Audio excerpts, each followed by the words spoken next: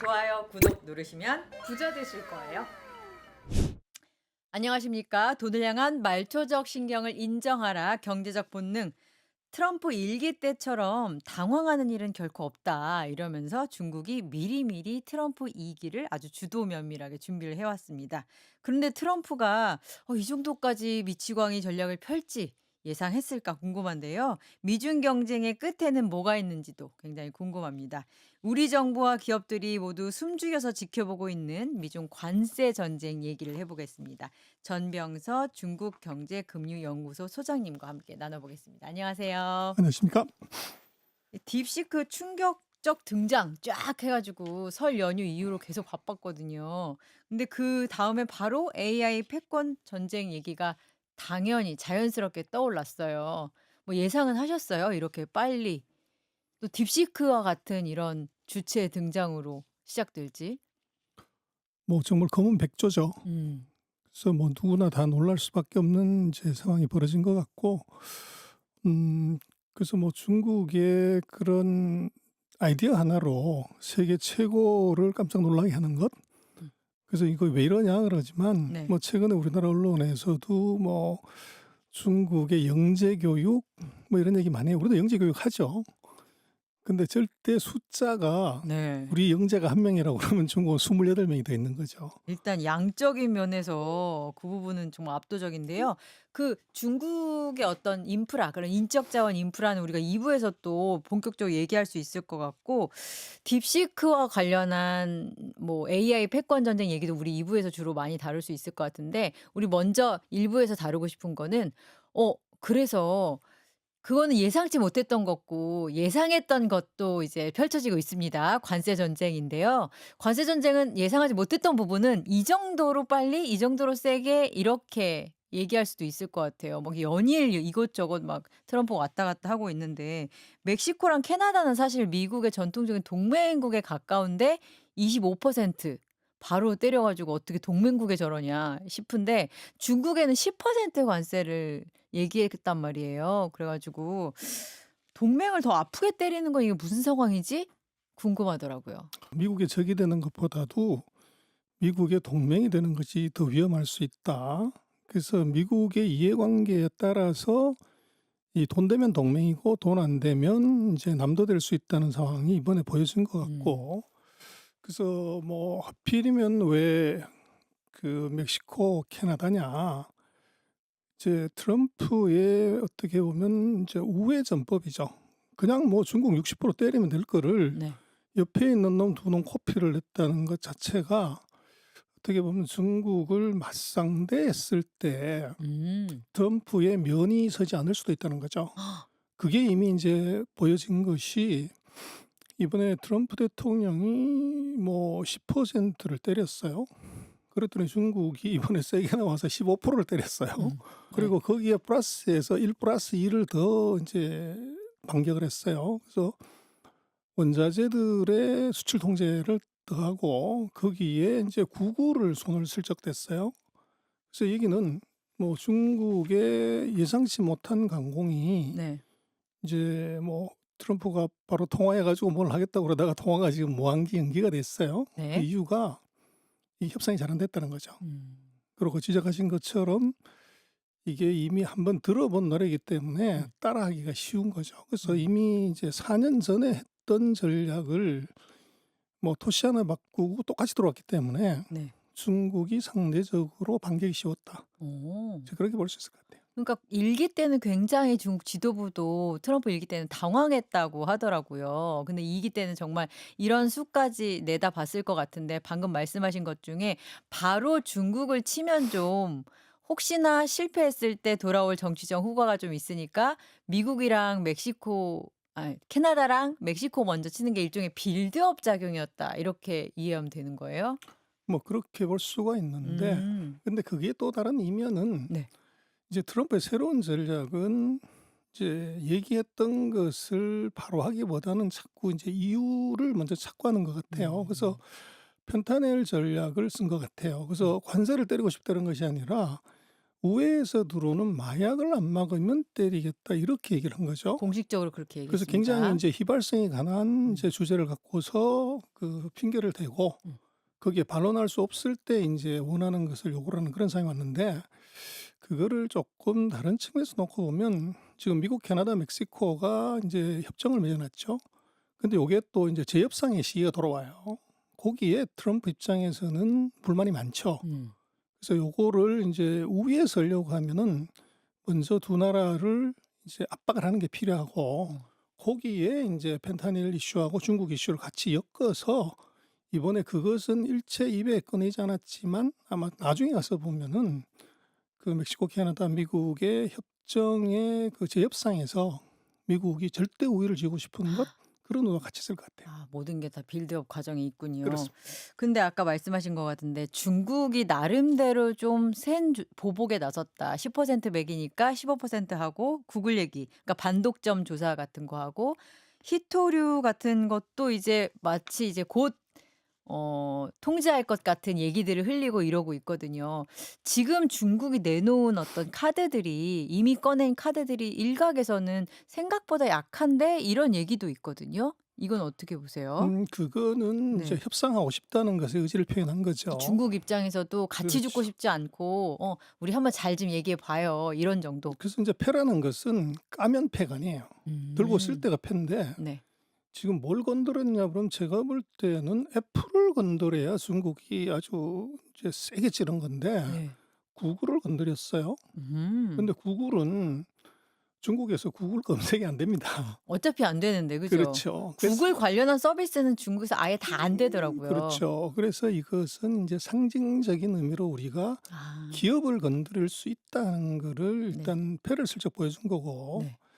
광물에 있어서도 제가 볼 때는 이번에 뭐 텅스텐 뭐 이런 거를 건드린 텅스텐은 중국 이외 다른 나라에서도 구할 수 있어요. 근데 25 개나 되는데 그 대부분이 중국 외에 다른 데서도 구할 수 있는 정도의 약간 구글 같은 느낌의 금속들이라는 그렇죠. 그래서 거예요? 정말로 인제 중국이 미국을 진짜 공격하고 싶다면 영구 자석을 요거를 갖다가 건드리면 이건 악소리가 나요. 영구 자석이 그 또 그래서 희귀한 전기차를 만들거나 네. 전자제품을 만들 때 반드시 들어가야 되는데 이게 전 세계의 시장 점유율 거의 90에서 95%를 중국이 장악하고 있어요. 세계 히토류의 70%를 중국이 갖고 있다는데 그중에서도 영구 자석의 경우에는 95% 까지. 그래서 인제 히토리하고는 약간 다른 음. 영구자석하고 지금 배터리를 만들려면 음극재를 만들 때 흑연이 필요해요. 네. 근데 흑연하고 영구자석을 중국이 90에서 95%를 갖고 있어요. 이 음. 두 개를 건드리면은 이건 정말 악소리가 나죠. 근데 어. 이번에는 그거하고는 굉장히 거리가 먼 거를 인제 냈다는 것은 음. 패만 보여줬다. 음. 그리고 그 강도가 약했다고 하는 것은 그리고 이번에 뭐 15%를 때렸다고 그러는데 그게 뭐 석유나 천연가스 뭐 이런 걸 때렸어요. 그래서 그런 정도 갖고서는 뭐 반격이라고 사실 할 수가 없고 음. 오로지 이제 10% 때린 것보다 더 높은 수치를 때려준 것 이제 고게 이제 의미가 있는데 그것은 어. 기싸움에서 밀리지 않겠다. 음. 그래서 뭐 석유나 천연가스는 러시아나 사우디에서 사오면 되죠. 음. 그래서 15%를 때리든 20%를 때리든 그것은 사실은 큰 의미가 없는데 네. 그 숫자적 또는 인제 낸패를 보면 중국이 만만치 않다는 것을 보여주고 싶었던 것 같아요. "우리 아직 남은 카드가 이만큼 있어. 무섭지? 하지만 그럼에도 불구하고 대화할 여지는 여전히 있어." 이걸 동시에 아주 복잡 미묘한 메시지를 내는 방안이었다라고 이해를 하면 되겠군요. 근데 이런 부분을 트럼프 쪽 그러니까 미국도 알고 있을 거 아니에요. '중국이 가지고 있는 패는 뭐지? 그럼 우리는 어떻게 할까?' 이런 생각을 해서 그런지 희토류 같은 거는 나름대로 모으려고 노력을 하는 것 같던데 아까 말씀하신 그러니까 예를 들면 우크라이나 같은 데서 "우리 희토류 전쟁 도와주면 희토류 좀 줘." 이런 식으로 말한다든지. 근데 영구 자석 같은 거는 막 95% 이러니까 대안이 없겠네요 정말. 그렇죠. 그래서 인제 트럼프가 최근에 그린란드를 뭐 네. 먹겠다. 또 우크라의 이제 뭐 전년 자원에 대해서 젤렌스키가 이거를 이제 협상의 도구로 쓰겠다 뭐 이런 얘기를 하는데 네. 그게 어떻게 보면은 이제 '중국의 공격에 대응한 미국의 대비책이다.' 백업 뭐 플랜이구나. 이렇게 볼 수는 있어요. 네. 근데 이제 트럼프의 전략을 놓고 보면은 소위 말하는 미치광이 전략이라고 하는 것이 그 나와 있는 액면이 사실은 답이 아니라는 거죠. 네. 미친 척하고 던지는 거기 때문에 정말 미치면 협상 못 하죠. 그렇죠. 그 다음번에 뭐가 있냐가 굉장히 중요한데 이번에 미중의 지금 1단계 초보 단계 협상에서는 제가 볼 때는 양보하는 놈이 센 놈이다. 양보한 놈이 센 그래서 놈이다. 아이러니하지만 네. 그래서 그것은 이제 네가 한번 놀아봐라. 이 음. 패드가 뭔지 한번 보자. 이제 이게 정말로 어떻게 보면 강자의 여유 이건데 어. 만약에 너가 10% 때리냐 나는 15% 그럼 나는 20% 그럼 25% 이렇게 진흙탕 개싸움을 하게 되면 이제 그건 하수가 되죠. 음. 그래서 진짜 강자는 상대가 패를 꺼냈을 때 움츠러들어서 다시 손을 주머니에 집어넣게 만드는 것이 강자죠. 근데 그 양보하는 자가 강자라는 건 정말 맞는 말씀인 것 같은 게 중국은 일종의 황제의 나라잖아요. 그리고 트럼프는 방금 "여러분들의 모든 욕망을 저희가 해소시켜 주겠습니다." 라면서 방금 대통령이 된 사람이란 말이에요. 이 두 사람 모두 양보하는데 적절한 환경은 아니어 보이거든요. 하지만 양보를 한다면 '와 그 정도로 저 사람이 정치적으로 여유가 있구나. 지지 기반이 확고하고 자기를 사람들이 믿고 따른다는 믿음이 있구나.' 이걸 보여줄 수는 있겠네요. 뭐 그럴 수도 있고요. 또 인제 지금 미중에 뭐 강대강이기 때문에 그 체면에 죽고 뭐 트럼프도 보면 굉장히 공명심이 강한 네. 사람이고 중국은 이제 체면, 얼굴에 목숨도 거는 나라예요. 그래서 음. 체면이 깎이면 이건 인제 목숨 거는데 아 몸체군요. 그러고 그렇죠. 보니까. 네. 그래서 그 어떻게 보면 서로 밀고 당기는 음. 이번에 장기판하고 거의 비슷할 것 같아요. 어. 너가 예를 들어서 말을 내면 나도 말을 낸다. 그래서 장군 멍군을 하면서 이번에 한 번은 내가 져주면 다음번 이 두 번째 딜에서는 네가 져줘라. 이런 음. 협상을 내부적으로 할 것 같아요. 그렇군요. 아까 애플을 건드린 게 아니라 구글을 건드린 것도 "너희 기업을 우리가 제재할 수 있어."라는 일종의 이제 맛보기만 보여준 거라고 했는데 그러면 애플 말고 또 건드릴 수 있는 기업들이 중국에 많이 있나요? 그래서 인제 미국하고 중국의 관계에서 네. '중국이 인지를 넷을 잡고 있다.' 이렇게 볼 수 있을 것 같아요. 인질넷, 그래서 구글이 애플. 이제 애플이 대표적인 거고 또 생각할 수 있는 것이 월마트예요. 그래서 월마트. 미국인들이 쓰는 일상용품의 60% 월마트에 파는 물건의 60%가 메이드 인 차이나니까. 아. 그다음에 인제 생각할 수 있는 것이 인제 인텔입니다. 그래서 인텔. 인텔은 뭐 지금 엔비디아는 GPU 갖고 난리지만 일반적인 인제 CPU는 뭐 인텔이 절대 강자인데 인텔의 매출액이 한 27에서 30%가 중국에서 나와요. 네. 그래서 이게 굉장히 큰 샥을 줄 수가 있고 음. 마지막으로 인제 하이라이트는 테슬라입니다. 테슬라 그래서 이게 그렇죠. 테슬라는 이건 뭐 지금 트럼프 대통령이 퍼스트 버디라고 얘기를 하잖아요. 네. 뭐 트럼프가 밥 먹을 때도 있고 비행기 타고 갈 때도 있고 가족 사진 찍을 때도 보면 가족이에요, 가족 지금. 머스크 삼촌 그러면 이러잖아요. 그렇죠. 그런데 테슬라를 때리면 어떻게 되냐? 그러면 일론 머스크가 가만히 안 있을 것 같은데요. 그래서 인제 문제는 테슬라를 때렸을 때 미국이 가만히 있으면 네. 트럼프가 바보 되는 거죠. 가장 친한 친구, 가장 도움을 많이 준 사람이 당하고 있는데 손 놓고 있다? 어. 인제 절대 못 참을 거고 네. 또 인제 중국의 입장에서는 이건 트럼프의 가장 친한 이제 수족을 음. 건드린다는 것은 이건 정말 도발이죠. 음. 그래서 그러나 어쨌거나 그 이전에 먼저 샥을 받는 게 있어요. 음. 트럼프나 예를 들면 시진핑이 아니고 네. 돈이죠. 네. 그래서 미국의 나스닥에서 테슬라 주가가 폭락하면 어떻게 되냐. 그래서 테슬라 같은 그렇네요. 경우는 시총 순위가 거의 1-2 위인데 그렇죠. 그래서 테슬라는 전 세계에서 제일 큰 공장을 상하이 린강이 지었는데 그게 테슬라 전체 캐파의 40% 예요. 어. 그리고 매출액도 전체 뭐 글로벌 매출액의 37%가 중국에서 나와요. 음음. 네, 그럼 이제 예를 들어서 중국이 예전에 우리가 롯데 때 당한 것처럼 3개월 영업 정지 시키겠다. 뭐 여러 가지 구질구질한 핑계를 대서 그렇게 가면 테슬라 주가가 어떻게 되냐. 그럼 정도가 주가가 그렇지 먼저 않죠. 폭락했을 때 인제 이것을 그냥 없던 것처럼 그렇게 있을 수가 있냐. 근데 네. 거기서 2 탄이 만약에 애플이 들어간다? 음.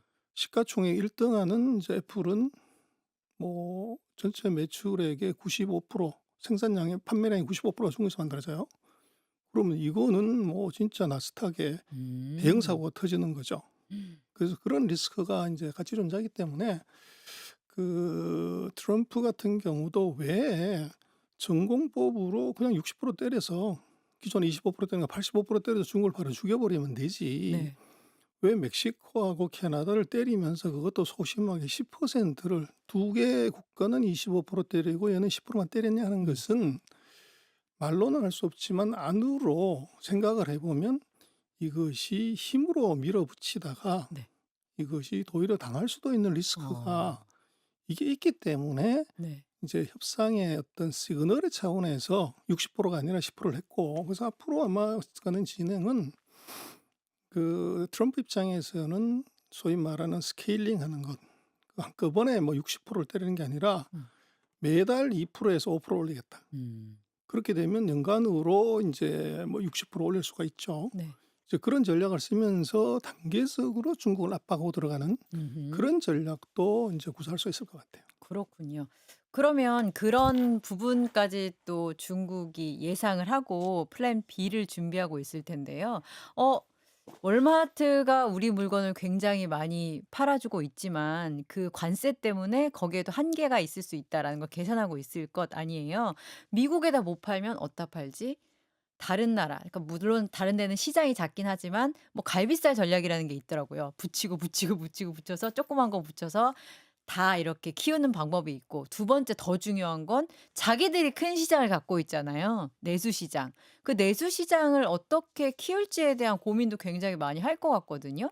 근데 경제가 매우 나쁘잖아요. 그리고 미국이 이런 식으로 압박을 하고 있잖아요. 내수 시장을 잘 살릴 수 있을까요? 그래서 아마 2025년에 중국이 작년에 5% 성장을 했는데 그것도 기대 금년에도 이상이었어요. 5%로 지금 잡고 있는 것 같아요. 음. 그것은 60%를 맞았다고 그러면 이제 기존에 25%가 합쳐가지고 맥스는 85%예요. 음. 그렇게 되면 수출이 안 된다고 봐야죠. 그쵸. 그래서 미국으로 수출은 안 된다는 전제 하에서 2025년 계획을 잡은 것 같아요. 아예 미국으로 수출이 0 이다를 기준으로 했을 때도 가정하고. 5%가 나온다고요? 그래서 이제 그게 음. 어떤 의미냐면 방금 지적하신 대로 미국에 못 팔면 어떡하지 하는데, 음. 과거 같았으면 미국이 최대 시장이고 미국에 못 팔면 죽는 것처럼 됐지만 지금 중국으로 보면 전체 GDP에서 무역이 차지하는 비중이 한 34~5% 정도 되고 그중에서 수출이 17%밖에 안 돼요. 음. 근데 그 17% 중에서 미국으로 가는 수출이 15%밖에 안 됩니다. 목숨 걸 정도의 수준 그래서 아니군요. 85%가 있다는 거죠. 네. 그래서 미국 이외 지역으로의 수출을 늘릴 수도 음. 있고, 그리고 만약에 수출이 하나도 안 된다. 음. 그럼 GDP 한 2.8% 정도가 마이너스가 나와요. 그럼 음. 5% 성장하는데 2.8% 날아가면 2% 성장하는 거죠. 네. 그런데 지금 중국은 아까 지적하신 것처럼 내수 시장의 규모가 전 아유. 세계에서 자동차 누가 제일 많이 사냐?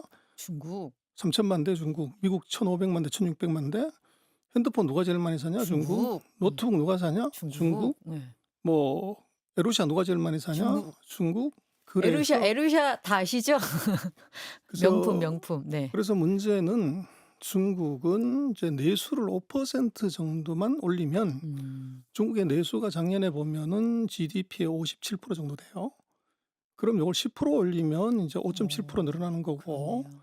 5%만 늘리면 2.8%가 늘어나요. 그래서 미국이 수출이 이제 0이 된다고 하면 내수를 5% 정도만 확대를 시키면 이건 커버가 된다. 음음.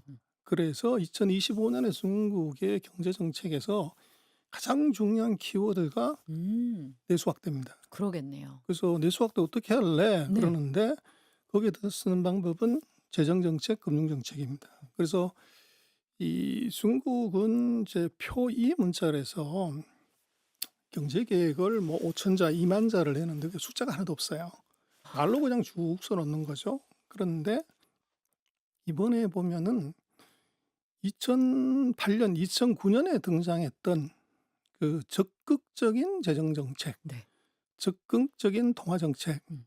이런 표현이 이제 이번에 나오는데, 그 얘기는 2008년, 9년 글로벌 금융위기 때 썼던 정도 강도의 재정 음. 금융 정책을 쓰겠다는 거예요. 돈을 풀겠다. 그렇죠. 그래서 부양을 시키겠다. 그렇죠. 2008, 9년 이때 보면은 뭐 그 GDP 성장률을 이게 6%를 한꺼번에 이제 12%로 훅 끌어올리죠. 음.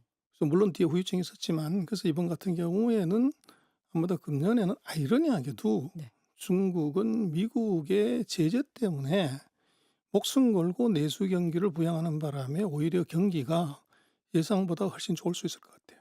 중국이 특히나 정부가 어떻게 하느냐에 따라서 그 GDP가 확확 달라지는 나라기도 하잖아요.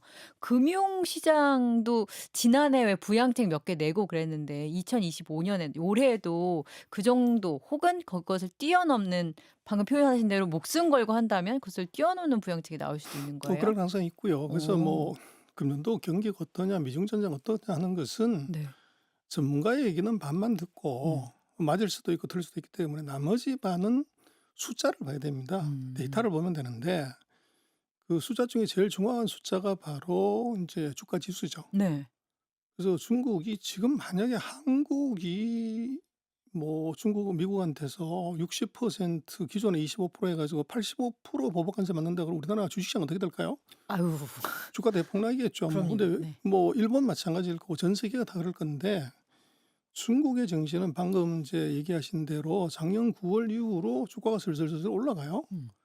그리고 지금 미국이 가장 이제 중국에 대해서 심하게 규제하고 어떻게 보면 절대 안 된다고 해서 이 문제가 되는 게 반도체예요. 네.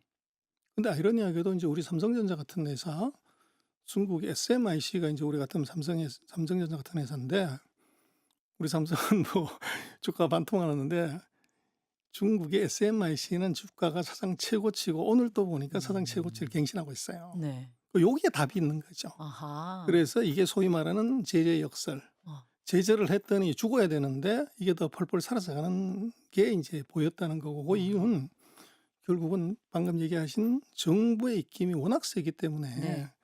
이게 정부가 살리겠다고 마음먹으면 음. 이건 이제 몰리 가는 거죠. 음. 그래서 지금 중국의 반도체 회사들이 이제 미국은 뭐 딥시크 때문에 이제 반도체 회사들이 휘청거리는데 음.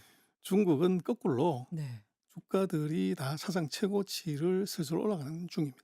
미국의 공격 때문에 내려가야 되는데 거기서 딥시크가 나오고 그리고 내수 시장을 살리려는 정부의 어떤 드라이브 때문에 그런 기대가 또 반영돼서 또 올라가고 그게 뭐 길게까지는 안 그렇더라도 적어도 25년 GDP의 성과로 보여지는 시점까지는 중국의 정부의 태도가 분명히 있을 것 같아요. 그래서 이제 그게 네. 우리도 지나놓고 보면요. 주가가 왜 올랐지? 음. 그래서 테슬라가 주가 올라갈 때 이게 이제 엔비디아가 주가 올라갈 때 다 버블이고 뭐 미쳤다 이렇게 했는데 1년 지나고 2년 지나고 놓고 보니까 그런 거죠. 음. 그래서 결국은 이제 그 돈한테 물어보면 그 가장 정확하게 예측을 하는 건데 제일 지금 빠르게. 돈이 바라보는 지금 어.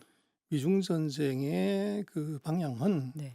중국이 죽었다 보기는 어렵고 오히려 제재 역설이 나온다. 그리고 지금처럼 트럼프 대통령이 4년 전에 불렀던 노래를 똑같이 음. 같이 불렀을 때 그 결과는 어떠냐 그러면 뭐 앞에 안 보이면 역사책을 펴보라 그러잖아요.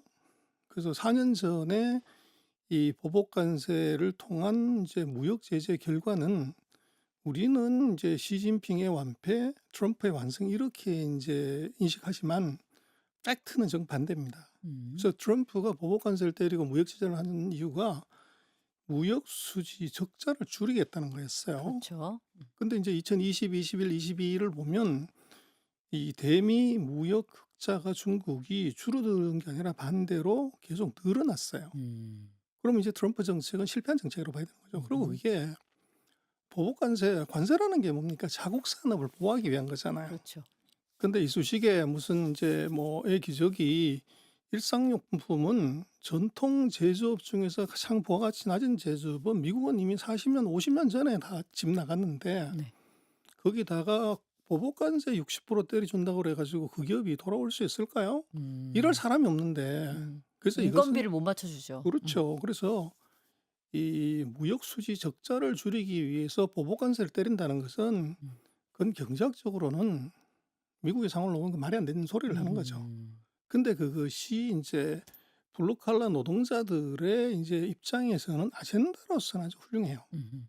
근데 이것이 인제 팩트를 체크를 해 보면 그것이 보호할 자국 산업도 없고, 그리고 또 다 돌아왔다고 한들 거기서 그런 산업들은 전통 산업은 대부분 상교대 24 시간 일을 해야 이게 생산성이 맞춰지는 품목이에요.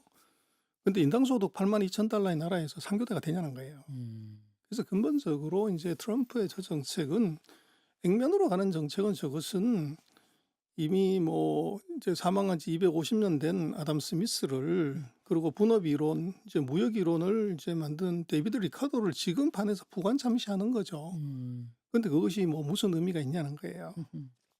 그러니까 분업과 비교 우위에 대한 개념을 굉장히 다 부셔버리는 트럼프가 거죠. 어 파괴하고 있다. 근데 트럼프도 저는 모르지 않을 것 같거든요. 아까 말씀하신 대로 정치적인 아젠다로서 그러니까 "제조업 노동자들이여 당신들이 잃어버린 일자리를 내가 되찾아오겠다."라는 것이 선언에만 불과하면 조금 있으면 그게 이른바 전문 용어로 뽀록이 날 거 아닙니까? 그러면 중간 정도의 어떤 시점에서는 '아 이 정도에서 우리가 성과를 만족하고 마무리하겠습니다.' 이 정도는 있어야 될 것 같은데 지금 진행되는 상황을 보면 정말 그냥 '끝까지 가겠다.' 이런 느낌이거든요. 근데 인제 뭐 트럼프의 특징이 그 거래 기술 아닙니까? 음. 그래서 그것은 기브 앤 테이크를 하는 거고, 네. 지금 인제 액면대로 한다는 것은 지금은 복수열전하는 거죠. 4년 전에 아. 내가 못했던 거 칼 잡아서 내가 자겠다는 얘기인데, 음. 만약에 그렇게만 간다고 하면 이건 자살골이죠. 음. 그러나 트럼프가 뭐 그렇게 이제 바보가 아니란 말이에요. 음음. 그래서 지금 보여지는 트럼프는 네. 대중이 원하기 때문에 인제 그렇게 액션하는 아바타일 뿐이지 트럼프의 음. 본질은 아니에요. 음음. 그래서 지금 미국의 전략은, 트럼프는 일단 무역으로 시비를 걸면 좋은 것이, 네. 4년 전에 시진핑이 트럼프하고 약속했던 것 중에서 절반을 떼먹었어요. 2천억 불 무역 수지 흑자를 줄이기 위해서 물건을 사 주기로 했는데, 음. 2021 년에 인제 바이든이 돼 버려 갔네. 바이든이 됐으니까 어. 그걸 싹 시건을 해 버린 거죠. 어. 근데 재미난 것은 2천억 불에 대한 채권이 있으면 뒤에 온 바이든은 당연히 그거 내 나라 해야 될 음. 건데, 4년 동안 바이든은 거기에 이런 방구가 없었어요. 음. 그래서 얘기가 인제 결국은 뭐냐 그러면, 민주주의의 제도가 굉장히 좋은 제도긴 한데, 음음. 문제는 이 당이 다르고 지도자가 다르면 전임 지도자나 그 다른 당의 정책을 음. 홀랑홀랑 뒤집어 버린다는 거죠. 오바마 정책을 트럼프가 다 뒤집었고, 음. 트럼프 정책은 오바마가 홀랑 뒤집어서 음. 바이든이 뒤집어서 하나도 인계를 안 했고, 이번에 트럼프 같은 경우도 보면은 행정명령 1 호가 바이든 정책 70몇 개를 없는 것이 1 번이에요. 그러니까요. 그거는 뭐 결국은 작은 생선을 굴 때도 음. "자꾸 뒤집지 마라." 음음. 그러면 살이 다 떨어져서 먹을 게 없다는 건데, 4 년마다 오바마, 트럼프, 바이든 이거를 계속 뒤집었다 엎었다 이렇게 하게 되면 정책의 일관성이 떨어지는 거죠. 그러니까요. 그래서 아마 트럼프 같은 경우는 제가 볼 때는 실패한 정책을 다시 쓰려고 하는 것은, 일단은 화풀이부터 한번 하고, 화풀이. 두 네. 번째는 이제 무역으로 시비를 걸고, 음. 그다음에 바이든이 만들어 놓은 그 기술이 제재를 갖고서 목을 더 세게 조을 가능성이 아. 있어요. 그럼 숨을 못 쉬게 되면 음. 그때 이제 요구하는 것은 "풀어 줄 테니까 뭘 내놔라." 그럴 때 그게 바로 금융일 것 같아요. 그래서 무역으로 금융. 시비 걸고 기술로 목을 조르고 금융으로 돈 털어가는 것이 트럼프의 네. 진짜 전략이다. 금융시장 개방하라는 방식일까요? 뭐 그럴 수도 있고요. 그거는 아직 현재로서 미치광이 전략을 쓰고 있는 트럼프가 보여주지 않는 어떤 패겠지만 가능성이 있다. 그걸 염두에 두고 보면 되겠네요. 지금 말씀하신 것 가운데 좋은 제도지만 민주주의 선출 제도는 그것 때문에 성공한 어떤 성과조차도 다음 정부에서 그것을 이행하지 않는다라는 것을 지적해 주셨는데 그 부분과 관련해서 강한 강점이 있는 게 중국인 것 같아요. 거기는 계획을 세울 때 막 100년 단위로 세우고 막 그러잖아요. 그래서 사실 딥시크의 출현 같은 것도 그런 긴 계획 위에서 가능했다는 생각이 드는데 우리 일부는 중국과 미국의 이게 팽팽한 이런 얘기를 주로 다뤘다면 2 부에서는 중국이 그래서 도대체 어떤 판을 깔았길래 딥시크가 나오고 AI는 도대체 지금 어떤 상황이야? 그래서 미중은 어떤 길로 가게 될까? 이 얘기를 그러면 나누면 딱 좋겠네요. 네, 좋을 것 괜찮습니까? 같습니다. 알겠습니다. 1부는 여기까지 할게요. 감사합니다.